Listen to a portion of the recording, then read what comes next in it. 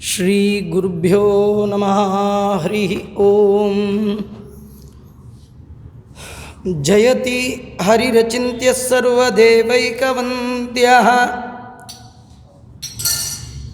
ಪರಮಗುರುರಭೀಷ್ಟಾವಾಪ್ತಿತಃ ಸಜ್ಜನಾನಾಂ ನಿಖಿಲಗುಣಗಣಾರ್ಣೋ ನಿತ್ಯನಿರ್ಮುಕ್ತದೋಷಃ ಸರಸಿಜನಯನೋ ಸುಶ್ರೀಪತಿರ್ಮಾನದೋ ನಃ. ಬುದ್ಧಿರ್ಬಲಂ ಯಶೋಧೈರ್ಯಂ ನಿರ್ಭಯತ್ವಮರೋಗತಾ ಅಜಾಡ್ಯಂ ವಾಕ್ಪಟುತ್ವಂಚ ಹನುಮತ್ಸ್ಮರಣಾತ್ ಭವೇತ್. ಮುಕೋಪಿ ಯತ್ಪ್ರಸಾದೇನ ಮುಕುಂದಶಯನಾಯತೆ ರಾಜರಾಜಾಯತೆ ರಿಕ್ತೋ ರಾಘವೇಂದ್ರಂ ತಮಾಶ್ರಯೇ. ತಪಸ್ವಾಧ್ಯಾಯ ಶುಶ್ರೂಷಾ ಕೃಷ್ಣ ಪೂಜಾರತಂ ಮುನಿಂ ವಿಶ್ವೇಶಂ ಇಷ್ಟದಂ ವಂದೇ ಪರಿವ್ರಾಟ್ ಚಕ್ರವರ್ತಿನಂ. ಆಪಾದಮೌಲಿಪರ್ಯಂತಂ ಗುರೂಣಾಂ ಆಕೃತಿಂ ಸ್ಮರೇತ್. ತೇನ ವಿಘ್ನಾಃ ಪ್ರಣಶ್ಯಂತಿ ಸಿದ್ಧ್ಯಂತಿ ಚ ಮನೋರಥಾಃ. ಜಲಜ್ಯೇಷ್ಠನಿಭಾಕಾರಂ ಜಗದೀಶಪದಾಶ್ರಯಂ ಜಗತೀತಲವಿಖ್ಯಾತಂ ಜಗನ್ನಾಥಗುಣಂ ಭಜೆ. ಹರಿಕಥಾಮೃತಸಾರ ಗುರುಗಳ ಕರುಣದಿಂದ ಪನಿತು ಪೇಳುವೆ. ಪರಮ ಭಗವದ್ಭಕ್ತರಿದನಾದರದಿ ಕೇಳುವುದು.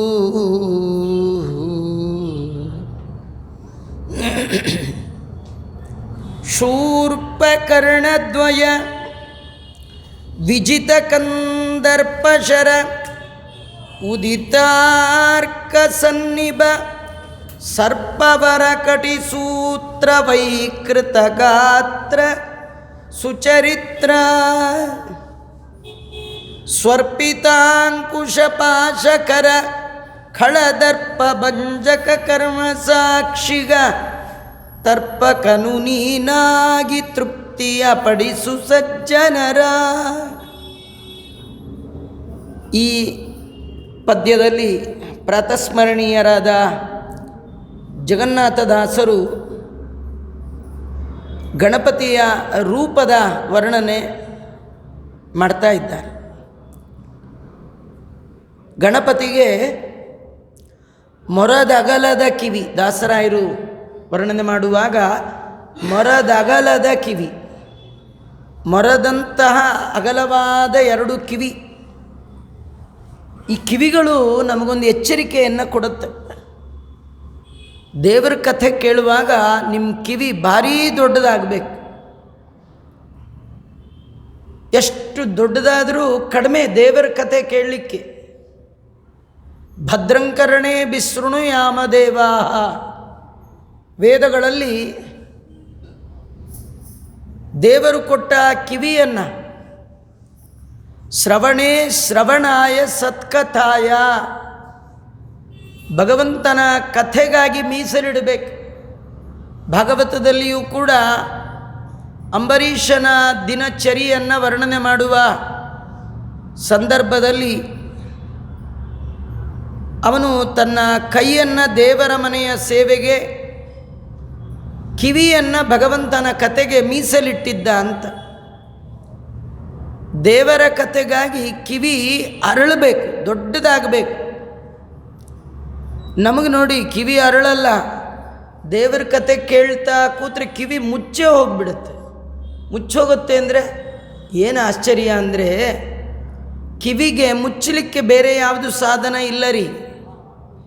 ಕಣ್ಣು ಮುಚ್ಚಿಬಿಟ್ರೆ ಕಿವಿ ತಂತಾನೇ ಕ್ಲೋಸ್ ಆಗಿಬಿಡುತ್ತೆ. ದೇವರು ಕಿವಿಯ ಶಟರ್ನ ಕಣ್ಣೊಳಗೆ ಇಟ್ಬಿಟ್ಟಿದ್ದ. ಕಣ್ಣು ಮುಚ್ಚಿ ಹೀಗೆ ಮಲಗಿದ್ರಿ, ಮತ್ತು ಕಿವಿ ಬಿಚ್ಚಿದ್ರು ಒಂದೇ ಮುಚ್ಚಿದ್ರು ಒಂದೇ. ಎದ್ದವ್ರಿಗೆ ಕೇಳಿಸತ್ರಿ, ಮಲಗಿದವ್ರಿಗೆ ಕೇಳಲ್ಲ. ಈ ಮಲಗಿದವ್ರು ಚೆನ್ನಾಗಿ ಗಾಢವಾದ ನಿದ್ದೆಲಿರ್ತಾರೆ. ಅವ್ರ ಹತ್ರ ಕಿವಿಲಿ ನೀವೇನೋ ಏನೋ ಹೇಳಿ ಹೋದರೆ ಗುಟ್ಟು ಗೊತ್ತಾಗತ್ತಾ ಅವ್ರಿಗೆ? ಎದ್ದಾಗೆ ಅರ್ಥ ಮಾಡ್ಕೊಳ್ಳಲ್ಲ, ಇನ್ನು ಮಲಗಿದವ್ರಿಗೆ ಏನು ಅರ್ಥ ಆಗುತ್ತೆ? ಹೀಗಾಗಿ ಕಿವಿಗೆ ನಿದ್ದೆ ಬಂತು ಅಂದರೆ ಅದು ಮುಚ್ಚದಾಗೆ ಅರ್ಥ.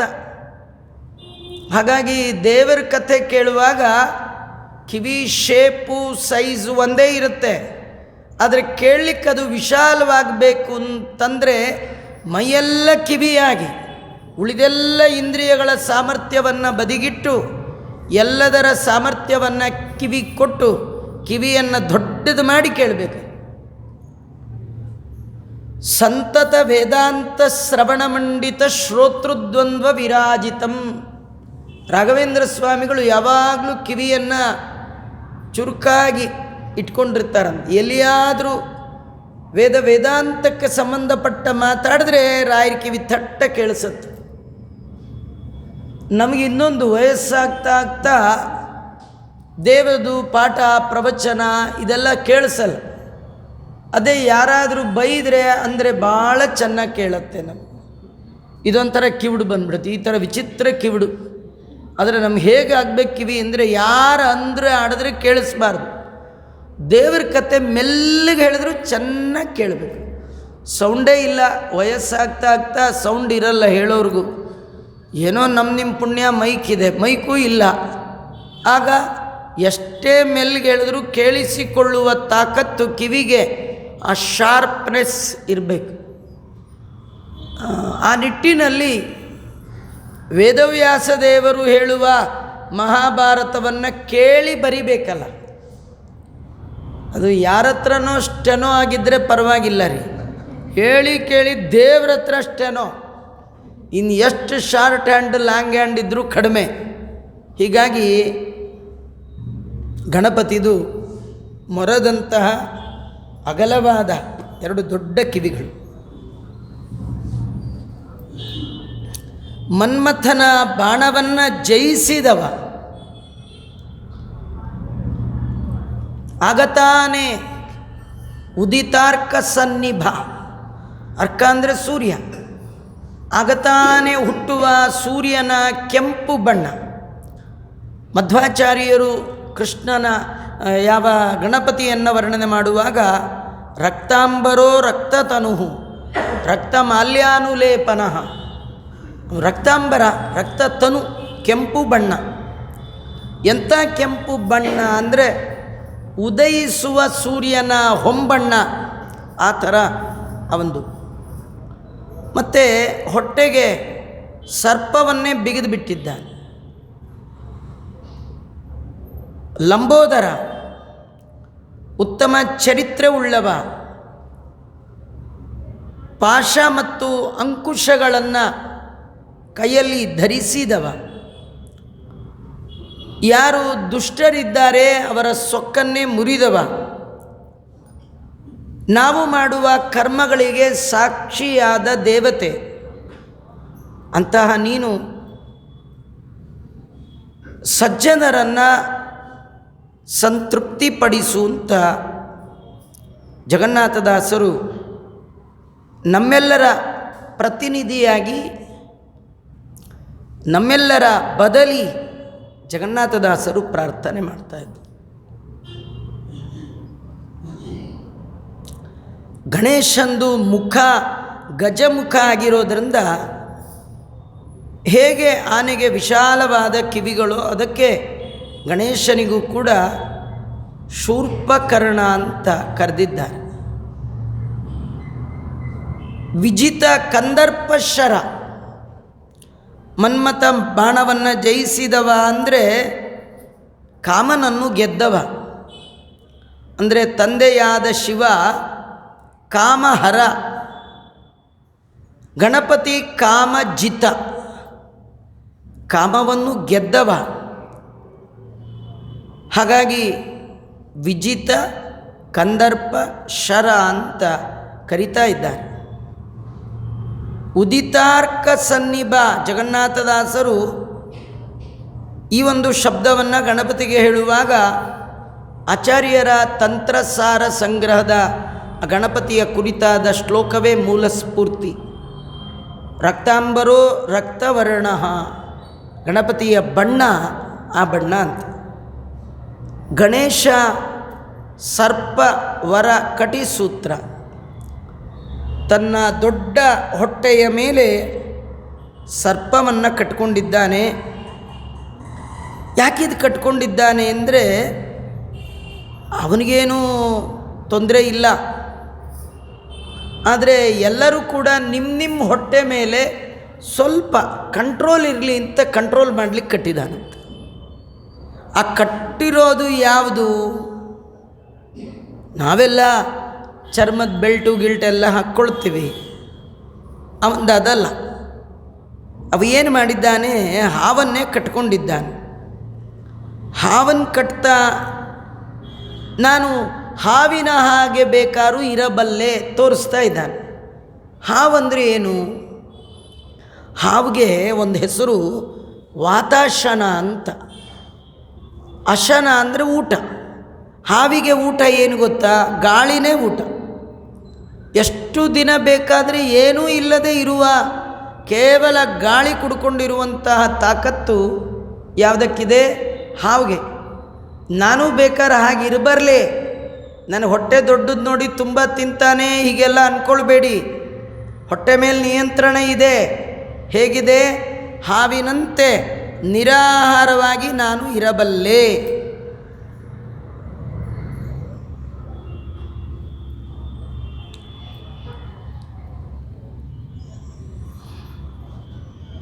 ಎಷ್ಟು ತಿನ್ನುವ ಬಯಕೆ ಇದ್ದವರು ಕೂಡ ಏಕಾದಶಿ ಬಂದಾಗ ಮಾತ್ರ ನಿಯಂತ್ರಣ ಅಗತ್ಯ. ನಿಮ್ಗೆ ಬೇಕಾದ ತಿಂದು ಅರಗಿಸಿಕೊಳ್ಳುವ ಸಾಮರ್ಥ್ಯ ಇದ್ದರೂ ಏಕಾದಶಿ ಬಂದಾಗ ಅದರ ಮೇಲೆ ನಿಯಂತ್ರಣ ಮಾಡುವುದರ ದ್ಯೋತಕವಾಗಿ. ಯಾಕೆಂದರೆ ಕೆಲವರಿಗೆ ಏಕಾದಶಿ ಅಂದರೆ ಆಚರ ಉಪವಾಸ ಇರೋಕ್ಕೆ ನನ್ನ ಕೈಲಾಗಲ್ಲಪ್ಪ, ದಿನ 3 ಹೊತ್ತು ತಿನ್ನೋರಿಗೆ ಹೆಂಗೆ ಉಪವಾಸ ಇರಲಿಕ್ಕೆ? ತಿನ್ನೋ ಕಾಲದಲ್ಲಿ ತಿನ್ನಿ, ಆದರೆ ನಿಯಂತ್ರಣ ಮಾಡುವಾಗ ಅದಕ್ಕೂ ಸಿದ್ಧ ಆಗಿರ್ಬೇಕು. ಹಿಂದಿನ ಕಾಲದಲ್ಲೆಲ್ಲ ಹಾಗೇ ರೀ, ಊಟಕ್ಕೂ ಸೈ ಉಪವಾಸಕ್ಕೂ ಸೈ. ನಮ್ದು ಇವತ್ತು ಊಟಕ್ಕೂ ನೋ, ಉಪವಾಸಕ್ಕೂ ನೋ. ಹೆಚ್ಚು ತಿನ್ನೋ ಯೋಗ್ಯತೆಯೂ ಇಲ್ಲ, ಬಿಟ್ಟು ಇರೋಕ್ಕೂ ಯೋಗ್ಯತೆ ಇಲ್ಲ. ಗಣಪತಿ ಹಂಗಂದ, ನಾನು 2ಕ್ಕೂ ಸೈ ಅಂತ. ತಿನ್ನಲಿಕ್ಕೂ ಸಿದ್ಧ, ಏನೂ ಇಲ್ಲ ಅದಕ್ಕೂ ಸಿದ್ಧ. ಅಂದರೆ ಯಾವ ಕಾಲಕ್ಕೆ ಭಗವಂತನ ಪ್ರೀತಿಗಾಗಿ ಏನನ್ನೂ ಬಿಡಲಿಕ್ಕೆ ಸಿದ್ಧರಾಗಿರಬೇಕು. ಅದು ವೈರಾಗ್ಯ, ಅದರ ಮೇಲೆ ತನಗೆ ನಿಯಂತ್ರಣ ಇದೆ ಅಂತ ತೋರಿಸ್ಲಿಕ್ಕೆ. ಹಾಗೆ ಸರ್ಪ ವರ ಕಟಿ ಸೂತ್ರ, ಸೊಂಟಕ್ಕೆ ಉಡಿದಾರವನ್ನಾಗಿ ಶ್ರೇಷ್ಠವಾದ ಸರ್ಪವನ್ನೇ ಅವರು ಸುತ್ತಿದ್ದಾರೆ. ವೈಕೃತ ಗಾತ್ರ, ಗಾತ್ರ ಅಂದರೆ ಶರೀರ, ಅವನದು ಒಂದು ಸ್ವಲ್ಪ ವಿಕಾರದ ಶರೀರ. ವಿಕಾರದ ಶರೀರ ಅಂದರೆ ಎಲ್ಲರಂತೆ ಅಲ್ಲ, ಅದು ತಲೆಯಿಂದ ಮೇಲೆ ಪ್ರಾಣಿ, ಕುತ್ತಿಗೆಯಿಂದ ಕೆಳಗೆ ಮನುಷ್ಯ ಆಕಾರ, ನರಸಿಂಹದೇವರ ರೂಪ ಇದ್ದಾಗೆ. ಕಾರಣ ಏನು ಅಂದರೆ ಹಿಂದೆ ಬಂತು, ಅದು ವಿಶ್ವನಾಮಕ ಪರಮಾತ್ಮನನ್ನು ಉಪಾಸನೆ ಮಾಡಿ ಮಾಡಿ ಮಾಡಿ ಅದೇ ಮುಖವನ್ನು ತಾನು ಪಡೆದಿದ್ದ. ವಿಶ್ವ ಅಂದರೆ ಜಾಗೃತ ಅವಸ್ಥೆಗೆ ನಿಯಾಮಕವಾದ ಭಗವಂತನ ರೂಪ. ಆ ರೂಪ ಗಜಮುಖದ ರೂಪ. ಅದಕ್ಕೆ 19 ತಲೆ, 8 ಈ ಕಡೆ 8, 9 ಈ ಕಡೆ 9 ಆ ಕಡೆ. ಆ 9 ಮನುಷ್ಯರ ತಲೆ, ಮಧ್ಯದ್ದು ಮಾತ್ರ ಗಜಮುಖ. ಈ ಗಣಪತಿ ತನ್ನ ಅಂತರ್ಯಾಮಿಯಾಗಿ ಆ ಎಚ್ಚರಿಕೆಯ ದೇವತೆಯಾದ ಭಗವಂತನನ್ನು ಉಪಾಸನೆ ಮಾಡಿ ಮಾಡಿ ಮಾಡಿ ಮಾಡಿ ಅದೇ ರೂಪ ತನ್ನದನ್ನು ಮಾಡಿಕೊಂಡಿದ್ದಾನೆ.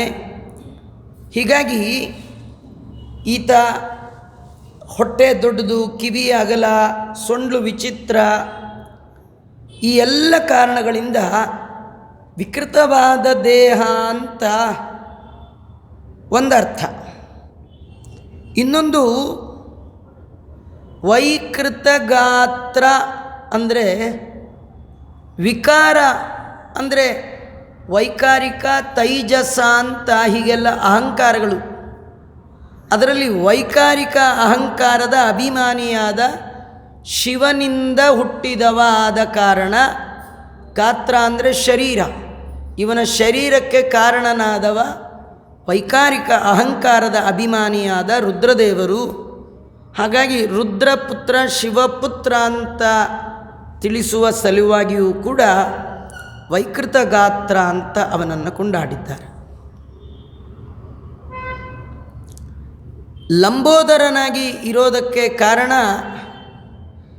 ಈ ಗಣಪತಿ ಭೂತಾಕಾಶಕ್ಕೆ ಅಭಿಮಾನಿ. ಹೇಗೆ ಆಕಾಶ ಎಲ್ಲ ಕಡೆ ಇರ್ತದೋ ಹಾಗೆ ಗಣಪತಿಯ ಹೊಟ್ಟೆ ಕೂಡ ಭಾರೀ ದೊಡ್ಡದು, ಭಾರೀ ದೊಡ್ಡದು. ಸಾಮಾನ್ಯವಾಗಿ ಯಾರ್ದಾರು ಹೊಟ್ಟೆ ದೊಡ್ಡದಿದ್ದರೆ ಅವ್ರು ನೋಡಿ ಗಣಪತಿ ಅಂತೀವಿ. ಇನ್ನು ಒರಿಜಿನಲ್ ಗಣಪತಿದೇ ಆಗಿರಬೇಡ, ಅದು ಭೂತಾಕಾಶಕ್ಕೆ ಅಭಿಮಾನಿಯ ದ್ಯೋತಕವಾಗಿ ಆ ರೀತಿ ಲಂಬೋದರನಾಗಿ ಆತ ಇದ್ದಾನೆ. ಗಣೇಶನ ಕೈಯಲ್ಲಿ ಒಂದು ಕೈಯಲ್ಲಿ ಪಾಶ, ಒಂದು ಕೈಯಲ್ಲಿ ಅಂಕುಶ. ಇದನ್ನು ಕೂಡ ಆಚಾರ್ಯರು ಪಾಶದಂತ ಕುಶಾಭಯೇ ಬಿಭ್ರದ್ಯೇಯೋ ವಿಘ್ನಹರಃ ಕಾಮದಸ್ತ್ವರ ಖೇಯಂ ಅಂಥೇಳಿ ತಂತ್ರಸಾರದಲ್ಲಿ ಗಣಪತಿಯನ್ನು ಸ್ತೋತ್ರ ಮಾಡಿದ್ದಾರೆ. ಹಾಗಾಗಿ ಗಣಪತಿ ಒಂದು ಕೈಯಲ್ಲಿ ಪಾಶ, ಇನ್ನೊಂದು ಕೈಯಲ್ಲಿ ಅಂಕುಶವನ್ನು ಹಿಡಿದಿದ್ದಾನೆ. ಹೀಗೆ ನಾವು ಚಿತ್ರಣ ಮಾಡಬೇಕು. ಗಣಪತಿಯ ಉಪಾಸನೆ ಮಾಡುವಾಗ ಈಗೆಲ್ಲ ಗಣಪತಿದು ಬರುವಾಗ ಬೇಕಾದ್ರೆ ಒಂದು ಕೈಲಿ ಬಾವುಟ, ಒಂದು ಕೈಲಿ ಇನ್ನೇನೋ ಹಿಡ್ಕೊಂಡಿದ್ದೆಲ್ಲ ಬರ್ತಾ ಇದೆ, ಏನೇನೋ ಗಣಪತಿ ಬರ್ತಾ ಇದೆ. ಅಂಥದ್ದೆಲ್ಲ ಉಪಾಸನೆ ಮಾಡಬಾರ್ದು. ನೋಡ್ಲಿಕ್ಕೆ ಚೆನ್ನ, ಉಪಾಸನೆಗಲ್ಲ. ಯಾಕಂದರೆ ಉಪಾಸನೆ ಏನು ಮಾಡ್ತಿರೋ ಅದು ನಿಮಗೆ ಫಲವಾಗಿ ಬರುತ್ತೆ. ಯದ್ಭಾವಂ ತದ್ಭವತಿ. ಯಾವೆಲ್ಲ ಭಾವನೆಗಳಿಂದ ದೇವತೆಗಳನ್ನು ಭಾವಿಸಿ ಭಜನೆ ಮಾಡ್ತಿರೋ ಅದಕ್ಕೆ ಅನುಗುಣವಾಗಿ ಭಗವಂತ ಅಂತರ್ಯಾಮಿಯಾದ ದೇವರು ನಿಮಗೆ ಯಥಾಯೋಗ್ಯವಾದ ವರವನ್ನು ಕೊಡ್ತಾನೆ. ನೀವೇನೋ ಕೈಯಲ್ಲಿ ಒಂದು ಕತ್ತಿಯೋ ಒಂದು ಇನ್ನೇನೋ ಒಂದು ಬಾವುಟ ಹಿಡ್ಕೊಂಡು ಗಣಪತಿ ಪೂಜೆ ಮಾಡ್ತಾಯಿದ್ರೆ ನಿಮ್ಮ ಕೈಗೂ ಕಡೆಗೆ ಒಂದು ಬಾವುಟ ಕೊಟ್ಟು ರಾಮನಾಮ ಸತ್ಯ ಮಾಡ, ಹಾಗೆಲ್ಲ ಆಗಬಾರ್ದು. ಅದಕ್ಕಂಥ ಗಣಪತಿ ಎಲ್ಲ ತರಬಾರ್ದು. ಶಾಸ್ತ್ರದಲ್ಲಿ ಹೇಳಿದ ಗಣಪತಿಯನ್ನೇ ಮನೆಗೆ ತರಬೇಕು. ಏನೋ ಒಂದು ಆಚಾರ್ಯ ಗಣಪತಿ ಸಿಕ್ತು ಸದ್ಯ, ಯಾವುದೋ ಒಂದು ನಮ್ಗೆ ಅದು ಇದು ಒಂದು ಭೇದ ಇಲ್ಲ, ಹೀಗೆಲ್ಲ ವಿಚಿತ್ರವಾದ ಉಪಾಸನೆಯನ್ನು ಮಾಡಬಾರ್ದು ಅನ್ನುವುದರ ಸಲುವಾಗಿಯೇ ಇದನ್ನು ತಿಳಿಸ್ತಾ ಇದ್ದಾರೆ. ಹಾಗಾಗಿ ಗಣಪತಿಯ ಕೈಯಲ್ಲಿ ಒಂದು ಕೈಯಲ್ಲಿ ಅಂಕುಶ, ಒಂದು ಕೈಯಲ್ಲಿ ಪಾಶ ಇರಬೇಕು. ಆಮೇಲೆ ಖಳ ದರ್ಪಭಂಜನ ಅಂತ ಒಂದು ಶಬ್ದ. ಅಯೋಗ್ಯರು ದೈತ್ಯರ ಅಹಂಕಾರವನ್ನು ಮುರಿದವ ಅಂತ. ಇದರ ಹಿನ್ನೆಲೆಯಲ್ಲಿ ತುಂಬ ಕಥೆಗಳು ಬರ್ತಕ್ಕಂಥದ್ದು. ಒಂದು ಪ್ರಚಲಿತ ಕಥೆ, ರಾವಣ ಆತ್ಮಲಿಂಗವನ್ನು ಹೊತ್ತೊಯ್ದ ಕಥೆ. ಅದು ಪೂಜೆಗೆ ಬೇಕು ಅಂತ ಕೇಳಿ ಆತ್ಮಲಿಂಗವನ್ನೇ ಹೊತ್ಕೊಂಡು ಹೊರಟಾಗ ದೇವತೆಗಳೆಲ್ಲ ಗಣಪತಿಯಲ್ಲಿ ಪ್ರಾರ್ಥನೆ ಮಾಡಿದ್ರು, ನೀ ಏನಾರು ಮಾಡಿ ಒಂದು ಉಪಾಯ ಮಾಡಿ ಆತ್ಮಲಿಂಗ ಎಲ್ಲೋ ಹೋಗಬಾರ್ದು, ಇಲ್ಲೇ ಸೇರಬೇಕು, ನಮಗೆ ಬರಬೇಕು, ನೀನು ಹಾಗೆ ಮಾಡು ಅಂದಾಗ ಬ್ರಹ್ಮಚಾರಿಯ ರೂಪದಲ್ಲಿ ಬಂದದ್ದು ರಾವಣ ಸಂಧ್ಯಾವಂದನೆಗೆ ಅಂತ ಹೋದದ್ದು. ಈ ಗಣಪತಿ ನಾನು 3 ಕೂಗೋದ್ರೊಳಗೆ ಬಂದರೆ ಸರಿ, ಇಲ್ಲಾಂದರೆ ನಂಗೆ ಗೊತ್ತಿಲ್ಲ. ಅವನಿನ್ನೂ ಹೋಗೇ ಇಲ್ಲ, ಸ್ನಾನ ಮಾಡಲೇ ಇಲ್ಲ, ಕೇಶವಾಯಸ್ವ ಅಂದಿದ್ದಾನೆ, ಕೂಗಿದ್ದು. ರಾವಣ 1, ರಾವಣ 2, ರಾವಣ 3 ಇಟ್ಟೇ ಬಿಟ್ಟೆ ಅಂತ ಇಟ್ಟೇ ಬಿಟ್ಟ. ಭಾರೀ ಉಪಾಯ ಮಾಡಿದ. ಭಾರೀ ದರ್ಪದಿಂದ ಬಂದ ರಾವಣ ಖಳದರ್ಪ ಭಂಜನ. ಗಣೇಶ ಆಕಾಶಕ್ಕೆ ಅಭಿಮಾನಿ. ನಾವು ಮಾಡುವ ಕರ್ಮಗಳಿಗೆ ಸಾಕ್ಷಿ ದೇವತೆಗಳನ್ನು ಹೇಳುವಾಗ ಆಕಾಶವನ್ನು ಆ ದೇವತೆಯಲ್ಲಿ ಸೇರಿಸ್ತಾರೆ. ಆಕಾಶವು ಕೂಡ ನಾವು ಮಾಡುವ ಎಲ್ಲ ಕರ್ಮಗಳು, ನಾವು ಸರಿ ಮಾಡಿದ್ದೇವೋ ತಪ್ಪು ಮಾಡಿದ್ದೇವೋ ಇದನ್ನು ಸಾಕ್ಷಿ ಹೇಳೋರು ಯಾರು ಅಂತ ಕೇಳುವಾಗ 12 ಜನ, ಗರುಡ ಪುರಾಣ ಭಾಗವತಾದಿಗಳಲ್ಲಿ ಬಂದಿದೆ, 12 ಜನ ಸಾಕ್ಷಿ ದೇವತೆಗಳು. ಇವರು ಪರ್ಮನೆಂಟ್. ಯಮನ ಹತ್ರ ಸಾಕ್ಷಿ ಹೇಳಲಿಕ್ಕೆ ನಾವು ಇಲ್ಲಿಂದ ಕರ್ಕೊಂಡು ಹೋಗೋ ಹಾಗಿಲ್ಲ, ಅಲ್ಲೇ 12 ಜನ ಯಾವಾಗೂ ರೆಡಿ ಇರ್ತಾರೆ. ಆ 12 ಜನರಲ್ಲಿ ಆಕಾಶ ಕೂಡ ಒಂದು. ಆಕಾಶ ಅಂದರೆ ಆಕಾಶಕ್ಕೆ ಅಭಿಮಾನಿಯಾದ ದೇವತೆ, ಅವು ಯಾರು? ಗಣಪತಿ. ಭೂತಾಕಾಶಕ್ಕೆ ಅಭಿಮಾನಿಯಾದದ್ದು. ಮಹಾಭಾರತದಲ್ಲಿಯೂ ಕೂಡ ಮನುಷ್ಯರು ಮಾಡುವ ಎಲ್ಲ ಚರಿತ್ರೆ ನಾವು ಕೆಲವು ಮಾಡುವಾಗ ಯಾರು ನೋಡಲಿಲ್ಲ, ನೋಡ್ತಾ ಇಲ್ಲ ಅಂಥೇಳಿ ಮಾಡ್ತೀವಿ. ಆದರೆ 12 ಜನ ನೋಡ್ತಾ ಇರ್ತಾರಂತೆ. ಯಾರು? ಆದಿತ್ಯ ಚಂದ್ರ ನಿಲೋ ನಲಶ್ಚ ದ್ಯೌರ್ಭೂಮಿರಾಪೋ ಹೃದಯಂ ಯಮಶ್ಚ ಅಹಶ್ಚ ರಾತ್ರಿಶ್ಚ ಉಭೇ ಚ ಸಂಧ್ಯೆ ಧರ್ಮಶ್ಚ ಜಾನಾತಿ ನರಸ್ಯ ವೃತ್ತಂ. ಮನುಷ್ಯ ಮಾಡುವ ಎಲ್ಲ ಕೆಲಸ ಕಾರ್ಯಗಳನ್ನು ಈ 12 ಜನ, ಸೂರ್ಯ, ಚಂದ್ರ, ಬೆಂಕಿ, ಗಾಳಿ, ಆಕಾಶ, ಆ ಆಕಾಶ ಅಂದರೆ ಗಣಪತಿ, ಭೂಮಿ, ಆಪ, ನೀರು, ಹೃದಯ, ಯಮ, ಹಗಲು ರಾತ್ರಿ, 2 ಸಂಧ್ಯಾಕಾಲ, ಧರ್ಮ, ಇದಿಷ್ಟು ಮನುಷ್ಯರು ಮಾಡುವ ಎಲ್ಲ ಕರ್ಮಗಳನ್ನು ನೋಡ್ತಾ ಇರ್ತಾರೆ. ಇವರಿಗೆ ಸಾಕ್ಷಿ ದೇವತೆಗಳು ಅಂತ ಕರೀತಾ ಇದ್ದಾರೆ. ಅದನ್ನೇ ಜಗನ್ನಾಥದಾಸರು ಈ ಕರ್ಮ ಸಾಕ್ಷಿಗ ಅನ್ನುವ ಶಬ್ದದಿಂದ ತಿಳಿಸ್ತಾ ಇದ್ದಾರೆ. ಇದರಿಂದ ನಮಗೊಂದು ಸಂದೇಶ ಏನಂದರೆ, ನಿತ್ಯದಲ್ಲಿ ನಾವು ಗಣಪತಿ ಪೂಜೆ ಮಾಡಲೇಬೇಕು. ವರ್ಷಕ್ಕೊಂದು ಸತಿ ಗ್ರ್ಯಾಂಡ್, ಆದರೆ ನಾರ್ಮಲ್ ಆಗಿ ಡೈಲಿ ಗಣಪತಿ ಪೂಜೆ ಇದೆ. ಗಣಪತಿ ಪೂಜೆ ಇದೆ ಅಂದರೆ ಮತ್ತೇನಿಲ್ಲ, ಗಣಪತಿಯನ್ನು ಸ್ತೋತ್ರ ಮಾಡಿಬಿಟ್ರೆ ಸಾಕು. ದೇವರ ಪೂಜೆ ಮಾಡುವಾಗ ಗಣಪತಿದು ಒಂದು ಮಾತಿದೆ, ನಿಶುಸಿ ಈದ ಗಣಪತೆ ಗಣೇಶುತ್ವ ಮಾಹು ವಿಪ್ರಥಮಂ ಕವೀನಾಂ. ಎಲ್ಲ ಮಂತ್ರಗಳು ಭಗವಂತನನ್ನೇ ಹೇಳಿದರೂ ಅಧಿಷ್ಠಾನದಿಂದ ಗಣಪತಿಯನ್ನು ಹೇಳುವಂಥದ್ದು. ಆ ಗಣಪತಿಯನ್ನು ಪ್ರಾರ್ಥನೆ ಮಾಡಿದರೆ ಸಾಕು, ದಿನ ಅವನ್ನು ನೆನಪಿಸಿಕೊಂಡ್ರೆ ಸಾಕು. ಯಾಕೆ ನೆನಪಿಸಿಕೊಂಡು ಗಣಪತಿಗೆ ಹೇಳಬೇಕು? ಗಣಪತಿ, ನಾವು ಮಾಡಿದ ಪೂಜೆಗೆ ನೀನೇ ಸಾಕ್ಷಿ. ಯಾಕೆಂದರೆ ನೀನು ಸಾಕ್ಷಿ ದೇವತೆ. ನಿನ್ನ ಸ್ಮರಣೆ ನಾನು ಮಾಡಿದ್ದೇನೆ, ನನಗೆ ನಿನ್ನ ಸ್ಮರಣೆ ಆಗಬೇಕು. ನಿನ್ನ ಕರೀತಾರೆ, ಏನಪ್ಪ ಒಂದು ಸಂಧ್ಯಾವನೆ ಮಾಡ್ತಾ ಇದ್ನ, ಯಾರು 12 ಜನ ಹೇಳ್ರಿ, ನೀನೊಬ್ಬ ಟಿಕ್ ಹಾಕ್ಬೇಕು, ನಿಂದೊಂದು ಸೈನ್ ಬೇಕಿದೆಪ್ಪ, ಅದಕ್ಕೆ ನಾನು ಡೈಲಿ ನಿನ್ನ ಸ್ಮರಣೆ ಮಾಡ್ತೇನೆ. ನಾವು ಮಾಡುವ ಎಲ್ಲ ಸತ್ಕರ್ಮ. ಆದ್ದರಿಂದಲೇ ವಿಜಯದಾಸರು ವಂದಿಸುವುದಾದಿಯಲ್ಲಿ ಗಣನಾಥನ ಸಂದೇಹವಿಲ್ಲ, ಹರಿ ಆಜ್ಞೆ ಇದಕ್ಕುಂಟು. ವಿದ್ಯಾರಂಭೆ ವಿವಾಹೇ ಚ ಪ್ರವೇಶೆ ನಿರ್ಗಮೇ ತಥಾ ಸಂಗ್ರಾಮೇ ಸರ್ವಕಾರ್ಯೇಷು ವಿಘ್ನಃ ತಸ್ಯ ನ ಜಾಯತೆ. ಯಾರು ಈ ಎಲ್ಲ ಕರ್ಮಗಳ ಆದಿಯಲ್ಲಿ ಗಣಪತಿಯನ್ನು ಸ್ತೋತ್ರ ಮಾಡ್ತಾ ಇದ್ದಾರೆ, ಗಣಪತಿ ಹರಿಭಕ್ತ. ಹರಿಭಕ್ತರ ಪಾದವನ್ನು ಯಾರು ಹಿಡಿತಾರೆ ನೋಡಿ, ಹರಿನ ಹಿಡಿದರೂ ಒಮ್ಮೊಮ್ಮೆ ಬಿಟ್ಟುಬಿಡ್ತಾನೆ, ಅವ್ರ ಕೈ ಬಿಟ್ಟುಬಿಡ್ತಾನೆ. ಆದರೆ ಭಕ್ತರನ್ನು ಯಾರು ಹಿಡಿದಿರ್ತಾರೆ ಬಿಡಲ್ಲ. ಹಾಗಾಗಿ ಭಗವದ್ ಭಕ್ತರನ್ನು ಗಟ್ಟಿ ಹಿಡಿಬೇಕು. ಶ್ರೀಶನಂಗ್ರಿ ಸರೋಜ ಭೃಂಗ ಅಂತ ಗಣಪತಿಗೆ ಮೊದಲ ಗುಣವನ್ನೇ ಹೇಳುವಾಗ ಶ್ರೀಮದ್ ವಿಷ್ಣುವಂಗ್ರಿ ನಿಷ್ಠಾ ಅನ್ನುವ ಮಾತಿನ ತರ್ಜುಮೆಯಂತೆ ಶ್ರೀಶನಂಗ್ರಿ ಸರೋಜ ಭೃಂಗ ಅಂತ ಗಣಪತಿಗೆ ವರ್ಣನೆ ಮಾಡಿದ್ದಾರೆ. ಭಗವದ್ಭಕ್ತಿ ಗಣಪತಿಯ ದೊಡ್ಡ ಗುಣ. ಹೀಗಾಗಿ ನೀವು ಯಾವುದೇ ಒಂದು ಪೂಜಾ ಪುನಸ್ಕಾರ, ಏನೇ ಒಂದು ಸತ್ಕರ್ಮ, ದಾನ ಧರ್ಮ, ಯಜನ ಯಾಜನ, ಅಧ್ಯಯನ ಅಧ್ಯಾಪನ ಯಾವುದನ್ನು ಮಾಡುವಾಗಲೂ ಗಣಪತಿಗೆ ಒಂದು ನಮಸ್ಕಾರ ಮಾಡಬೇಕು. ದೇವರೇ ಆಜ್ಞೆ ಮಾಡಿದ್ದ. ಯಾಕೆ? ಅವನು ಸಾಕ್ಷಿ ದೇವತೆಯಪ್ಪ. ನೀ ಮಾಡಿದ್ದನ್ನು ನೀ ಹೇಳಿದ್ರೆ ನಾವು ನಂಬೋಲ್ಲ. ನಮ್ಮ ಕಡೆ ಜನನ್ನಿಟ್ಟಿದ್ದೀವಿ, ಅವರು ಹೇಳಿದ್ರೆ ನಾವು ಒಪ್ಕೊಳ್ಳೋದು.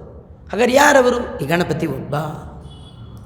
ಹೀಗೆ ಗಣಪತಿಯನ್ನು ನಾವು ತಿಳಿದು ಭಜನೆ ಮಾಡಬೇಕು. ದೇವರ ಗಣಪತಿಯ ಹಬ್ಬ ಮಾಡುವಾಗ ಗಣಪತಿಯ ನೆನಪು ಮಾಡಿಕೊಂಡಾಗ ಎಲ್ಲವೂ ನೆನಪಿಗೆ ಬರಬೇಕು. ಒಂದು ಮೊರದಗಲದ ಕಿವಿ, ಇದರಿಂದ ವೇದಾಂತ ಕೇಳುವಾಗ ನಮ್ಮ ಕಿವಿ ಎಷ್ಟು ದೊಡ್ಡದಾಗಬೇಕು. ದೇವರನ್ನು ನೋಡುವಾಗ ಕಣ್ಣು ದೊಡ್ಡದಾಗಬೇಕು. ದಾನ ಮಾಡುವಾಗ ಮನಸ್ಸು ಕೈ ದೊಡ್ಡದಾಗಬೇಕು. ಪ್ರದಕ್ಷಿಣೆ ಮಾಡುವಾಗ ಕಾಲು ದೊಡ್ಡದಾಗಬೇಕು. ಕತೆ ಕೇಳುವಾಗ ಕಿವಿ ದೊಡ್ಡದಾಗಬೇಕು. ಇರೋ ಇಂದ್ರಿಯಗಳು ವಿಕಸನ ಆಗಬೇಕು, ಸಂಕೋಚ ಆಗಬಾರ್ದು. ನಮಗೆ ಪ್ರದಕ್ಷಿಣೆ ಮಾಡುವ ಕಾಲು ಸಂಕೋಚ, ದಾನ ಮಾಡುವಾಗ ಕೈ ಸಂಕೋಚ, ದೇವರ ಧ್ಯಾನ ಮಾಡುವಾಗ ಮನಸ್ಸು ಸಂಕೋಚ, ಪುರಾಣ ಕೇಳುವಾಗ ಕಿವಿ ಸಂಕೋಚ, ದೇವರು ನೋಡುವಾಗ ಕಣ್ಣು ಸಂಕೋಚ, ಕಣ್ಣೇ ಮುಚ್ಕೊಂಡೇ ಬಿಡ್ತಾರೆ. ಅದೆಲ್ಲ ಮಾಡಬಾರ್ದು. ಅದು ಗಜಕರ್ಣ ಆ ಭಗವಂತನದು, ಆ ಗಣಪತಿದು, ಹೀಗೆ ನಾವು ತಿಳ್ಕೊಳ್ಬೇಕು. ಮತ್ತು ಕಾಮನನ್ನು ಗೆದ್ದವ, ದೇವರ ಅನುಗ್ರಹ ಆಗಬೇಕು ಅಂತಾದರೆ ಕಾಮವನ್ನು ಗೆಲ್ಲಬೇಕಾದ್ರೆ ನೀವೇ ಗೆಲ್ಲಕ್ಕಾಗೋಲ್ಲ, ಇವ್ರದ್ದೆಲ್ಲ ಅನುಗ್ರಹ ಬೇಕು. ಗೆದ್ದವ್ರದ್ದೆಲ್ಲ ಅನುಗ್ರಹ ಇದ್ದರೆ ಅವ್ರ ಹಾಗೆ ನೀವು ಒಂದಿನ ಗೆಲ್ಬೋದು. ಗೆದ್ದವರ ಅನುಗ್ರಹ ಇಲ್ಲದೆ ಇದ್ದರೆ ಗೆಲ್ಲಿಕ್ಕಾಗೋಲ್ಲ. ಯಾಕೆಂದರೆ ಕಾಮಗಳನ್ನು ತುಳಿದಷ್ಟು ಸ್ಪ್ರಿಂಗ್ನಂತೆ ಮತ್ತೆ ಬರುತ್ತದೆ. ನೀವು 2 ದಿನ ಏಕಾದಶಿ ಮಾಡಿ ಏನೂ ತಿನ್ನಲ್ಲ, ಭಾಳ ಬಯಕೆಗಳನ್ನು ಅದುಮಿ ಕೂತಿದ್ರೆ 3ನೇ ದಿನ ಏನೋ ಒಂದು ಹಾಕಪ್ಪ ತಿಂದ್ಬಿಡ್ತೀನಿ ಅಂತಿರ್ತಾರೆ. ಅಂದರೆ ಅಷ್ಟು ಸ್ಪ್ರಿಂಗ್ ಥರ ಚಿಂಬಿಟ್ಟಿರುತ್ತೆ. ಹಾಗಾಗಿ ಕಾಮವನ್ನು ಅಷ್ಟು ಸುಲಭ ಅಲ್ಲ. ಕಾಮ ಗೆದ್ದವರ ಅನುಗ್ರಹ ಆದರೆ ಕಾಮ ಗೆಲ್ಲೋದು ಬಹಳ ಸುಲಭ. ಹಾಗಾಗಿ ಕಂದರ್ಪ ವಿಜಿತ ಕಂದರ್ಪ ಶರ, ಕಾಮನ ಬಾಣವನ್ನು ಗೆದ್ದವ ಮನ್ಮಥ ಬಾಣ. ಕಾಮಂದು 6 ಕ್ರೋಧ, ಲೋಭ, ಮೋಹ, ಮದ, ಮಾತ್ಸರ್ಯ ಎಲ್ಲ ಕಾಮದ ಬಾಲಗಳು. ಕಾಮ ಮೊದಲು, ಅದು ಬಂದರೆ 5 ಫ್ರೀ. ಕಾಮಕ್ಕೆ ಕ್ರೋಧ, ಕ್ರೋಧಕ್ಕೆ ಇವೆಲ್ಲ ಒಂದಕ್ಕೊಂದು. ಕಾಮ ಅಂದರೆ ಬಯಕೆ, ಸಿಕ್ಕಿದ್ರೂ ಪ್ರಾಬ್ಲಮ್, ಸಿಗದಿದ್ರೂ ಪ್ರಾಬ್ಲಮ್. ಸಿಗದೇ ಇದ್ದರೆ ಕ್ರೋಧ, ಸಿಕ್ಕರೆ ಲೋಭ, ಅದರ ಮೇಲೆ ಮೋಹ, ಇರೋದರಿಂದ ಮದ, ಮತ್ತೊಬ್ಬರಿಗೆ ಜಾಸ್ತಿ ಬಂದರೆ ಮಾತ್ಸರ್ಯ. 1 5 ಹಿಂದೆ ಬಂದುಬಿಡುತ್ತೆ. ಅದರಿಂದ ಕಾಮನ್ ತುಳಿದ್ರಿ ಇವು 5 ಹುಟ್ಟೋದೇ. ನಿಮಗೆ ಆಶ್ಚರ್ಯ, ಕೃಷ್ಣ ಅವರಮ್ಮಂಗೆ ಎಷ್ಟನೇ ಮಗು? 8ನೇ ಮಗು. ದೇವಕಿಯ 8ನೇ ಮಗುವಾಗಿ ಕೃಷ್ಣ ಬಂದ. ಮೊದಲು 6 ಸತ್ತೋಯ್ತು, ಆಮೇಲೆ ಕೃಷ್ಣ ಬಂದದ್ದು. ಈ ಕಥೆ ಏನಂದರೆ, ನಮ್ಮಲ್ಲಿಯೂ ಕೃಷ್ಣ ಬರಬೇಕು ಅಂತ ಆಸೆ ಇದ್ದರೆ ಮೊದಲ 6 ಸಾಯಬೇಕು. ಅವು 6 ಸಾಯೋವರೆಗೂ ಬರಲ್ಲ. 6 ಯಾವುದು ಇದೆ? ಕಾಮ, ಕ್ರೋಧ, ಲೋಭ, ಮೋಹ, ಮದ, ಮಾತ್ಸರ್ಯ.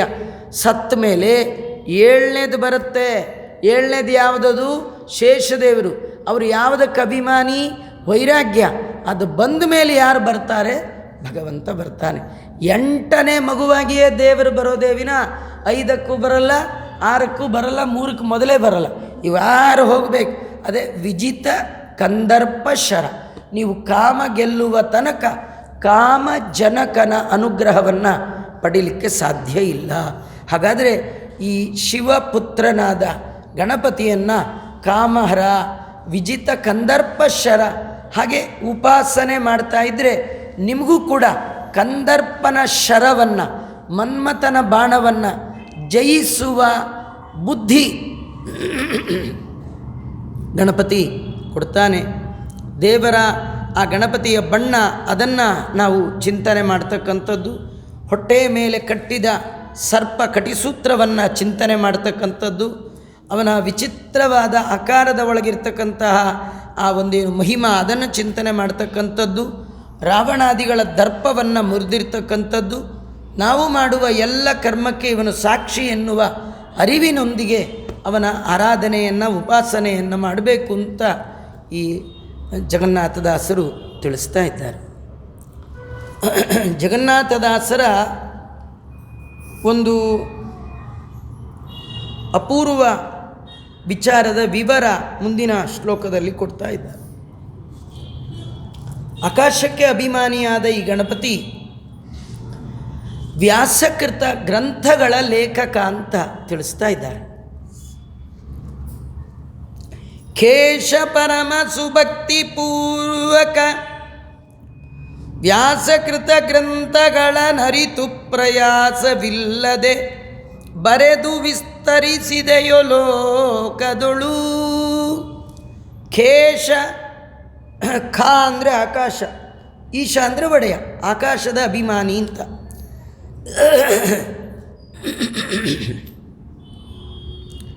ಖೇಶ ಪರಮ ಸುಭಕ್ತಿಪೂರ್ವಕ ವ್ಯಾಸಕೃತ ಗ್ರಂಥಗಳರಿತು ಪ್ರಯಾಸವಿಲ್ಲದೆ ಬರೆದು ವಿಸ್ತರಿಸಿದೆಯೋ ಲೋಕದೊಳು. ಪಾಶಪಾಣಿಯೇ ಪ್ರಾರ್ಥಿಸುವೆ, ಪಾಶಪಾಣಿಯೇ ಪ್ರಾರ್ಥಿಸುವೆ, ಉಪದೇಶಿಸೆನಗದರರ್ಥಗಳ, ಉಪದೇಶಿಸೆನಗದರರ್ಥಗಳ, ಕರುಣಾ ಸಮುದ್ರ ಕೃಪಾ ಕಟಾಕ್ಷದಿ ನೋಡು ಪ್ರತಿದಿನದೀ. ಬಹಳ ಅದ್ಭುತವಾದ ಸ್ತೋತ್ರ. ನಮಗೆ ನಿಜವಾಗಿಯೂ ಗಣಪತಿ ಮುಂದೆ ನಿಂತು ಏನು ಹೇಳಬೇಕು ಗೊತ್ತಿಲ್ಲ ರೀ. ಸುಮ್ಮನೆ ಗಟ್ಟು ಮಾಡ್ಕೊಂಡು ಹೋಗ್ಬಿಡಿ, ಚಿಟಿಲ್ ಬರ್ಕೊಂಡು ಹೋಗ್ಬಿಡಿ. ಹಬ್ಬ ಬಂದಾಗ ಒಂದು ದಿವಸ ಪಾರಾಯಣ ಮಾಡಿ, ಕಷ್ಟ ಬಂದಾಗ ಇದನ್ನು ಪಾರಾಯಣ ಮಾಡಿ, ವಿಘ್ನ ಬಂದಾಗ ಪಾರಾಯಣ ಮಾಡಿ. ನಮ್ಮ ಸ್ತೋತ್ರ ಕೇಳಲಿಕ್ಕಾಗಲ್ಲ ರೀ. ದೊಡ್ಡವ್ರು ಮಾಡಿದ ಸ್ತೋತ್ರ ಕೇಳದೇ ಇರಲ್ಲ, ನಮ್ದನ್ನು ಎಂದೂ ಕೇಳಲ್ಲ, ದೊಡ್ಡವ್ರನ್ನ ಕೇಳದೇ ಇರಲ್ಲ. ಆದ್ದರಿಂದ ಎನ್ನ ಮಾತಲ್ಲವಿದು, ಎನ್ನ ಪಿರಿಯರ ಮಾತು ಮನ್ನಿಸಬೇಕಯ್ಯ ಕರುಣಿ. ದೇವರಲ್ಲಿ ಸ್ತೋತ್ರ ಮಾಡುವಾಗ ಹಿರಿಯರು ಮಾಡಿದ ಸ್ತೋತ್ರ ಅದಕ್ಕೆ ಒಳ್ಳೆ ಶಕ್ತಿ ಇರುತ್ತೆ. ಶಕ್ತಿಯುತವಾದ ಸ್ತೋತ್ರದಿಂದ ಕರೆದಾಗ ಖಂಡಿತವಾಗಿ ನೋಡ್ತಾನೆ. ಕೇಶ ಭೂತಾಕಾಶದ ಅಭಿಮಾನಿಯಾದ ಹೇ ಗಣಪತಿ, ಪರಮ ಸುಭಕ್ತಿಪೂರ್ವಕವಾಗಿ ವೇದವ್ಯಾಸ ದೇವರಿಂದ ರಚಿತವಾದ ಗ್ರಂಥಗಳನ್ನು ತಿಳಿದು ಸ್ವಲ್ಪವೂ ಆಯಾಸ ಇಲ್ಲದೆ ಅದನ್ನು ಬರೆದು ಲೋಕದಲ್ಲಿ ವಿಸ್ತಾರ ಮಾಡಿದ್ದೀಯಾ. ಪಾಶಪಾಣಿ ನೀನು, ನಿನ್ನನ್ನು ಪ್ರಾರ್ಥಿಸ್ತಾ ಇದ್ದೇನೆ. ಅತ್ಯಂತ ಕರುಣಾಶಾಲಿಯಾದ ನೀನು ಕೃಪಾ ಕಟಾಕ್ಷದಿಂದ ನೋಡಿ, ಯಾವಾಗ ಅಂದರೆ ದಿನಾಗಲೂ ನನ್ನನ್ನು ಹಾಗೆ ಕೃಪಾ ಕಟಾಕ್ಷದಿಂದ ನೋಡಿ ನೀನು ಅರ್ಥ ಮಾಡಿಕೊಂಡೇ ಅಲ್ಲ ಗ್ರಂಥಗಳು, ಅದನ್ನು ಸ್ವಲ್ಪ ನಮಗೂ ಒಂಚೂರು ತಿಳಿಸು ಅಂತ ಕೇಳ್ತಾ ಇದ್ದಾರೆ. ಜಗನ್ನಾಥದಾಸರ ಗಣಪತಿಯ ಈ ಪ್ರಾರ್ಥನಾ ರೂಪವಾದ ಪದ್ಯದ ಒಳಗಿನ ಒಂದೊಂದು ಪದಗಳು ಕೂಡ ನಾನು ನಿಮಗೆ ಹೇಳಿದೆ, ದೊಡ್ಡವರು ಅವ್ರ ಬಾಯಿಂದ ಒಂದು ಶಬ್ದ ಬಂದರೆ ಎಷ್ಟು ಪುರಾಣಗಳು ಎಷ್ಟೆಲ್ಲ ಅವರು ತಲೆಯಲ್ಲಿಟ್ಕೊಂಡು ಹೇಳಿರ್ತಾರೆ ನೋಡಿ. ಅವರು ಕೇಶ ಅಂದರು, ಖ ಅಂದರೆ ಆಕಾಶ, ಅದಕ್ಕೆ ಅಭಿಮಾನಿ. ಕೇಶ ಅಂದರೆ ಆಕಾಶಕ್ಕೆ ಅಭಿಮಾನಿ ಅಂತ. ಆಕಾಶದ ಗುಣ ಏನು? ಶಬ್ದ. ಆಕಾಶದ ಗುಣ ಶಬ್ದ. ಈ ಪಂಚಭೂತಗಳು ಪಂಚತನ್ಮಾತ್ರೆಗಳು. ಭೂತಗಳು ಅಂದರೆ ಪೃಥ್ವಿ, ಅಪ್, ತೇಜಸ್, ವಾಯು, ಆಕಾಶ.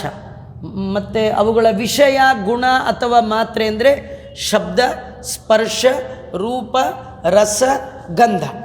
ಇದರೊಳಗೆ ಖ ಅಂದರೆ ಆಕಾಶ, ಅದರ ಅಭಿಮಾನಿ ಗಣಪತಿ, ಅದರದ್ದು ಮಾತ್ರ ಅಥವಾ ಅದರ ಗುಣ ಶಬ್ದ. ಕೇಶ ಅಂದರೆ ಆಕಾಶಾಭಿಮಾನಿಯೂ ಹೌದು, ಶಬ್ದದ ಅಭಿಮಾನಿಯೂ ಹೌದು. ಆಕಾಶ ಅಂದರೆ ಶಬ್ದ, ಶಬ್ದ ಅಂದರೆ ಆಕಾಶ. ಆಕಾಶಕ್ಕೆ ಅಭಿಮಾನಿ ಅಂದರೆ ಯಾವುದರ ಅಭಿಮಾನಿ ಅಂತ ಹೇಳಿದಾಗಾಯಿತು, ಅಕ್ಷರಗಳ ಶಬ್ದದ ಅಭಿಮಾನಿಯೂ ಕೂಡ. ಅದಕ್ಕೆಂದೇ ವ್ಯಾಸರ ಮುಖ ಕಮಲದಿಂದ ಹೊರಬಂದ ಶಬ್ದರೂಪವಾದ ಶಾಸ್ತ್ರವನ್ನು ಬರೆಯುವ ಕೆಲಸಕ್ಕೆ ವೇದವ್ಯಾಸದೇವರು ಶಬ್ದಕ್ಕೆ ಅಭಿಮಾನಿಯಾದ ಗಣಪತಿನೇ ಕರೆದರು. ಇನ್ಯಾರನ್ನೋ ಕರೆದರೆ ಅವರಿಗದು ಶಬ್ದ ಗೊತ್ತಾಗಬೇಕಲ್ಲ. ಆ ಶಬ್ದಗಳ ಅಭಿಮಾನಿಯನ್ನೇ ಕರೆದು ಅವನಿಗೆ ತಾವು ಹೇಳುವ ಗ್ರಂಥಗಳನ್ನು ಬರೆಯುವ ಅವಕಾಶ ಕೊಟ್ಟಿದ್ದಾರೆ. ಅದನ್ನು ತಿಳಿಸುವ ಸಲುವಾಗಿಯೇ ಕೇಶ ಅಂತ ಶಬ್ದವನ್ನು ಸೂಚ್ಯವಾಗಿ ಸೂತ್ರಪ್ರಾಯವಾಗಿ ಜಗನ್ನಾಥದಾಸರು ಈ ಪದ್ಯದಲ್ಲಿ ಸೇರಿಸಿದ್ದಾರೆ. ಇಲ್ಲಿ ವಿಸ್ತಾರ ಮಾಡು ಅಂತ ಅಂದರೆ ಅದನ್ನು ಎಕ್ಸ್ಪ್ಲೈನ್ ಮಾಡು ಒಂದರ್ಥ ಹೌದು, ಆದರೆ ನಿಜವಾಗಿಯೂ ವಿಸ್ತಾರ ಅನ್ನುವ ಶಬ್ದದಿಂದ ಪ್ರಸಾರ ಅಂತನೂ ಕೂಡ.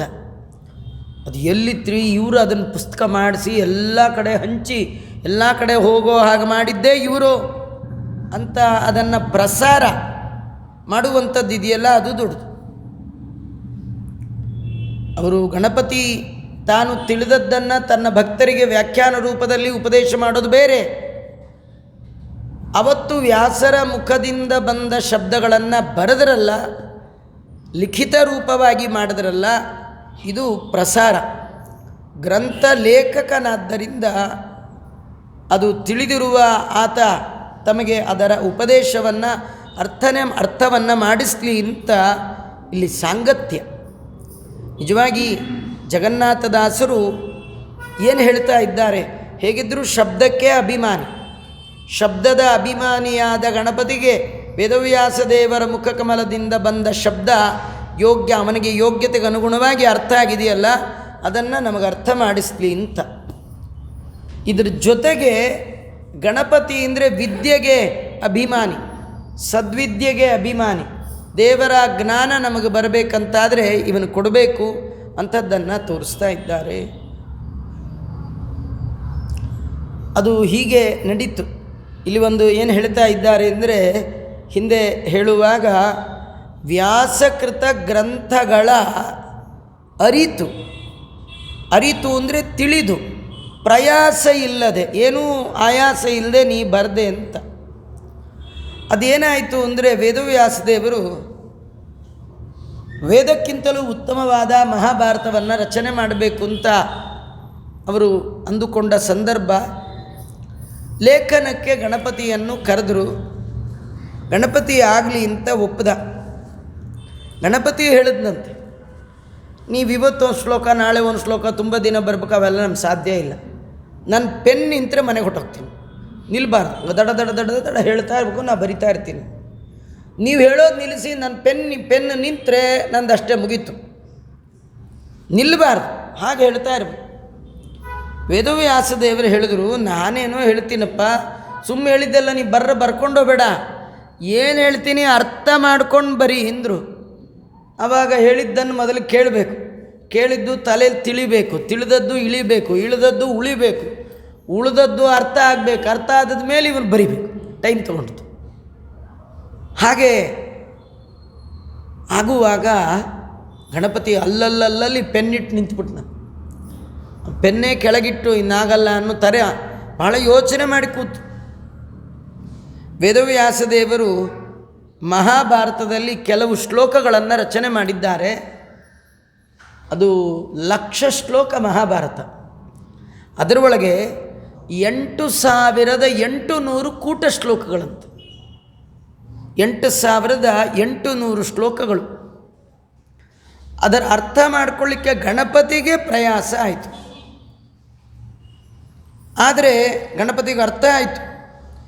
ಹೇಗೆ ಅರ್ಥ ಆಯಿತು ಅಂದರೆ, ಅವ್ರು ಮೊದಲೇ ಹೇಳಿಬಿಟ್ಟಿದ್ರು, ಅರ್ಥ ಮಾಡ್ಕೊಂಡು ಬರೀ, ಅರ್ಥ ಮಾಡಿಕೊಂಡು ಬರೀ ಅನ್ನೋದ್ರೊಳಗೆ ನಿನಗೆ ಅರ್ಥ ಆಗತ್ತೆ ಅನ್ನುವ ಆಶೀರ್ವಾದನೂ ಮಾಡಿದ್ರು. ಅರ್ಜೆಂಟ್ ಮಾಡಿದ್ರೆ ಅರ್ಥ ಆಗಲ್ಲ. ನನಗೆ ಎಲ್ಲ ಬರುತ್ತೆ, ಕನ್ನಡ ಬರುತ್ತೆ, ಸಂಸ್ಕೃತ ಬರುತ್ತೆ, ವ್ಯಾಕರಣ ಬರುತ್ತೆ, ಜಗನ್ನಾಥದಾಸರ ಪುಸ್ತಕ ಇದೆ, CD ಇದೆ, ಬೇಕಾದ್ಗೆ ಓದ್ಕೊಂಡು ಅವೆಲ್ಲ ದೇವರ ದಯ ಬೇಕು. ವ್ಯಾಸರ ಅನುಗ್ರಹ ಇದ್ದರೆ ಎಲ್ಲ ತಿಳಿತು. ಹಾಗೆ ಕೆಲವು ಮಧ್ಯ ಬಂದಾಗ ಗಣಪತಿ ಯೋಚನೆ ಮಾಡಿ ಬರೆದ ಅಂತ ಮಹಾಭಾರತ ತಿಳಿಸುತ್ತೆ. ಲೇಖಕೋ ಭಾರತಸ್ಯಾಸ್ಯ ಭವತ್ವಂ ಗಣನಾಯಕ. ವೇದವ್ಯಾಸದೇವರು ಗಣಪತಿಗೆ ಹೇಳಿದ ಮಾತು, ಲೇಖಕೋ ಭಾರತಸ್ಯ ಭವತ್ವಂ ಗಣನಾಯಕ ಅಂದಾಗ ಗಣಪತಿ ಓಮಿತ್ಯುಕ್ತ್ವಾ ಗಣೇಶೋಪಿ ಬಭೂವಖಿಲ ಲೇಖಕ, ಹಾಗೇ ಆಗಲಿ ಅಂತ ಒಪ್ಕೊಂಡ. ಗ್ರಂಥಿಂ ತದಾ ಚಕ್ರೆ ಮುನಿರ್ಗೂಢಂ ಕುತೂಹಲಾತ್ ಯಸ್ಮಿನ್ ಪ್ರತಿಜ್ಞೆಯ ಪ್ರಾಹ ಮುನಿರ್ದ್ವೈಪಾಯನೋಸ್ತಿದಂ 8 ಶ್ಲೋಕ ಸಹಸ್ರಾಣಿ 8 ಶ್ಲೋಕ ಶತಾನಿ ಚ ಅಹಂ ವೇದ್ಮಿ ಶುಕೋ ವೇತ್ತಿ ಸಂಜಯೋ ವೇತ್ತಿ ವಾನವ. ವೇದವ್ಯಾಸದೇವರು ಮಹಾಭಾರತದಲ್ಲಿ ರಚನೆ ಮಾಡಿದ 8,800 ಶ್ಲೋಕಗಳನ್ನು ಅಹಂ ವೇದ್ಮಿ, ವೇದವ್ಯಾಸದೇವರು ನಂಗೆ ಗೊತ್ತು, ಶುಕೋ ವೇತ್ತಿ ಶುಕಾಚಾರ್ಯರಿಗೆ ಗೊತ್ತು, ಸಂಜಯೋ ವೇತ್ತಿ ವಾ ನವ, ಸಂಜಯ ಭಗವದ್ಗೀತೆ ಅವನಿಗೆ ಗೊತ್ತಿದೆಯೋ ಇಲ್ವೋ, ಅವನಿಗೂ ಹೇಳಕ್ಕೆ ಕನ್ಫ್ಯೂಷನ್ ಹೇಳಲಿಕ್ಕಿಲ್ಲ. ಅಂತಹ ಶ್ಲೋಕಗಳನ್ನು ಸರ್ವಜ್ಞೋಪಿ ಗಣೇಶೋ ಯತ್ ಕ್ಷಣಮಾಸ್ತೆ ವಿಚಾರಯನ್, ಎಲ್ಲ ಬಲ್ಲ ವಿದ್ಯೆಗೆ ಅಭಿಮಾನಿ ಅಂತ ಕರೆಸಿಕೊಂಡ ಗಣಪತಿ, ಶಬ್ದಾಭಿಮಾನಿಯಾದ ಗಣಪತಿ, ಕರ್ಮಸಾಕ್ಷಿಕನಾದ ಗಣಪತಿ, ಮನ್ಮಥನನ್ನು ಗೆದ್ದ ಗಣಪತಿ, ಮತ್ತು ಆಹಾರ ವಿಹಾರಗಳನ್ನು ನಿಯಂತ್ರಣ ಮಾಡಿದ ಗಣಪತಿ ಸ್ವಲ್ಪ ಹೊತ್ತು ಯೋಚನೆ ಮಾಡೋ ಹಾಗೆ ಮಾಡಿಬಿಡ್ತಂತೆ. ಯತ್ ಕ್ಷಣಮಾಸ್ತೆ ವಿಚಾರಯನ್, ಕ್ಷಣಕಾಲ ಯೋಚನೆ ಮಾಡಬೇಕಾಯ್ತು. ತಾವಚ್ಚಕಾರ ವ್ಯಾಸೋಪಿ ಶ್ಲೋಕಾನ್ ಅನ್ಯಾನ್ ಬಹೂನಪಿ. ಸ್ವಲ್ಪ ವಿಚಾರ ಮಾಡಲಿ ಗಣಪತಿ ಹಿಂಗೆ ಕೂತ ತಕ್ಷಣ 1000 ಶ್ಲೋಕ ವೇದವ್ಯಾಸದೇವರು ಹೇಳ್ಬಿಡೋರು. ಮತ್ತು ಅವನು ಅದನ್ನು ನೆನ್ಪಿಟ್ಕೊಂಡು ಮತ್ತೆ ಬರೋಟೊತ್ತಿಗೆ ಟೈಮ್ ಆಗ್ತಿತ್ತು. ಹೀಗೆ ಮಾಡಿದ ಅಂತ ಆ ಗಣಪತಿಯ ಮಹಿಮೆಯನ್ನು ವರ್ಣನೆ ಮಾಡ್ತಾ ಇದ್ದಾರೆ. ಪಾಶಪಾಣಿಯೇ ಪ್ರಾರ್ಥಿಸುವೆ, ಗಣಪತಿ ನಿನ್ನಲ್ಲಿ ಪ್ರಾರ್ಥನೆ ಮಾಡ್ತಾ ಇದ್ದೇನೆ, ಉಪದೇಶಿಸು ಎನಗೂ ಅದರ ಅರ್ಥಗಳ. ಹೇಗಿದ್ದರೂ ವೇದವ್ಯಾಸದೇವರ ಕರುಣೆಗೆ ಪಾತ್ರನಾದ ನೀನು ಅರ್ಥ ಮಾಡಿಕೊಂಡೇ ಬರೆದಿದ್ದೀಯ ಅಲ್ವಾ.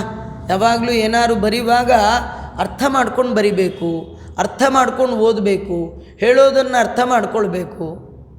ನಿಮ್ಗೆ ಹೇಳಿದ್ದು ಅರ್ಥ ಆಗಲ್ಲ, ಬರೆದಿದ್ದು ಅರ್ಥ ಆಗಲ್ಲ, ತಿಳಿದಿದ್ದು ಅರ್ಥ ಆಗಲ್ಲ, ಮತ್ತು ಏನು ಪ್ರಯೋಜನ? ಗಣಪತಿ ಹಾಗಲ್ಲ. ವೇದವ್ಯಾಸದೇವರು ಹೇಳುವಾಗಲೇ ಅವರ ಕರುಣೆಯಿಂದ ಅರ್ಥ ಮಾಡಿಕೊಂಡ ಮಹಾನುಭಾವ. ಅಂಥ ನೀನು ಏನು ಅರ್ಥ ಮಾಡಿಕೊಂಡಿದೆಯಾ ಆ ಅರ್ಥಗಳ ಉಪದೇಶಿಸು ನನಗೂ ಅದನ್ನು ಅನುಗ್ರಹ ಮಾಡಿ ಹೇಳು. ನೀನು ಬರೀ ಹೇಳಿದ್ರೆ ಸಾಲದು, ಉಪದೇಶ ಮಾಡಿದ್ರೆ ಸಾಲದು. ಕರುಣಾ ಕಟಾಕ್ಷ, ಕರುಣಾ ಸಮುದ್ರ, ಕೃಪಾ ಕಟಾಕ್ಷದಿ ನೋಡಿ ಅದರರ್ಥ ಉಪದೇಶಿಸು ಯಮಗೆ. ಈ ಶ್ಲೋಕ ಎಲ್ಲ ಹೀಗೀಗೆಲ್ಲ ತಿರ್ಚ್ಕೊಂಡು ಹೇಳ್ಕೊಳ್ಬೇಕು. ಅಂದರೆ ಯದ್ದದ್ಯಾತ್ ಪ್ರಸನ್ನದಿ, ಆಚಾರ್ಯರು ಪಾಠ ಹೇಳ್ತಾ ಇದ್ದಾರೆ, ಎಲ್ಲರ ಜೊತೆ ನಾವು ಕೂತಿದ್ದೀವಿ, ನಮಗೂ ಬಂತ ಬರಲ್ಲ.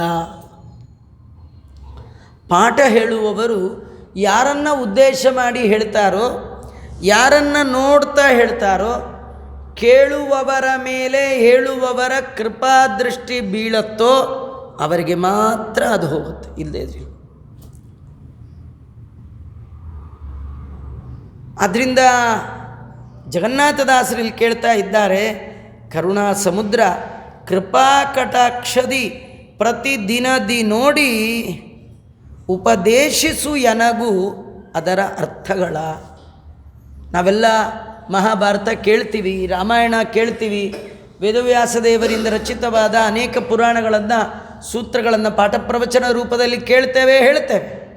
ಆದರೆ ಅರ್ಥ ಆಗಬೇಕಾದ್ರೆ ಗುರುಗಳ ಅಂತರ್ಯಾಮಿಯಾಗಿ ಗಣಪತಿ ನೀನಿರಬೇಕು. ಗುರುಗಳ ಬಾಯಲ್ಲಿ ಬರೋದು ನೀನೇ.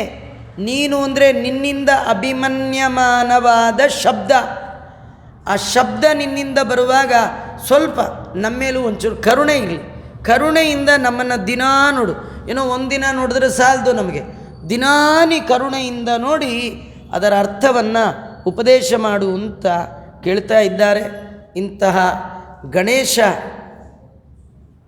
ಭಗವಂತನ ವಿರಾಟ್ ರೂಪದಲ್ಲಿ ಅವನ ಆಶ್ರಯ ಎಲ್ಲಿ, ಅವನ ವೇಷಭೂಷಣ, ಅವನಿಗೆ ಪ್ರಿಯವಾದ ವಸ್ತುಗಳು, ಅವನ ವಾಹನ, ಇದು ಎಲ್ಲದರ ಪರಿಚಯವನ್ನು ಮುಂದಿನ ಪದ್ಯದಲ್ಲಿ ಮಾಡ್ತಾರೆ. ನಾಳೆ ಸೇರಿದಾಗ ನೋಡೋಣ ಅಂತ ಹೇಳ್ತಾ ಶ್ರೀಕೃಷ್ಣಾರ್ಪಣಮಸ್ತು. ಸರ್ವೇಂದ್ರಿಯ ಪ್ರೇರಕೇಣ ಶ್ರೀ ಪ್ರಾಣಪತಿನೇರಿತಃ ಯದವೋಚ ಮಹಂತೇನ ಪ್ರಿಯತಾಂ ಕಮಲಾನಿ. ಮಧ್ವೇಶಾರ್ಪಣಮಸ್ತು. ಕೃಷ್ಣಾರ್ಪಣಮಸ್ತು.